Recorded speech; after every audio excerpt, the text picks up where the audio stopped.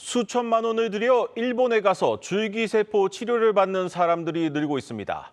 우리나라에서는 같은 치료를 받기가 어렵기 때문입니다. 줄기세포 관련 기술은 세계적 수준이지만 법과 규제에 막혀 있습니다. 이런 규제가 관련 산업의 성장까지 가로막는다는 지적이 계속되자 법 개정을 위한 논의가 본격적으로 시작됐습니다. 김수진 기자의 보도입니다. 일본의 한 의료기관 홈페이지. 줄기세포 치료에 대한 원리가 한글로 적혀 있습니다.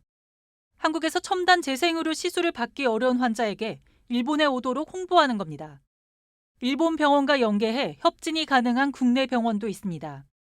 관련해 한 병원 관계자는 암 환자들이 면역에 좋다며 하는 경우가 대부분인데 간혹 관절염 치료를 위해 가는 사람도 있다며 2주에서 4주 간격으로 6차례 정도 해외로 가는데 의료비만 3천만 원에서 4천만 원이 든다고 말했습니다.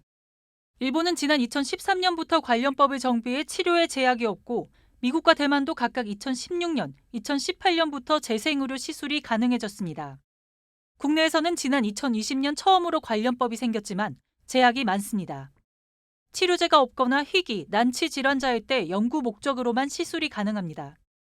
일반 환자 시술이 불법이다 보니 비교적 가깝고 재생의료가 발달한 일본으로 가는 겁니다.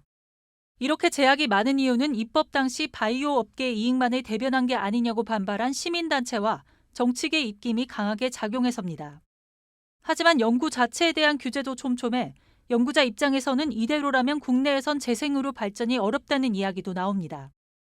연구자 임상을 활성화시키고 우리나라 바이오를 발전시키는 게 목적이었는데 지금 사실상 그러지는 못하고 있습니다. 연구자가 하는 거는 학문적 공익적 목적인데 이 연구를 상업화에 준한 규제로 관리를 하다 보니까 업계에서는 산업 발전을 위해서 규제 완화가 필요하다고 설명합니다.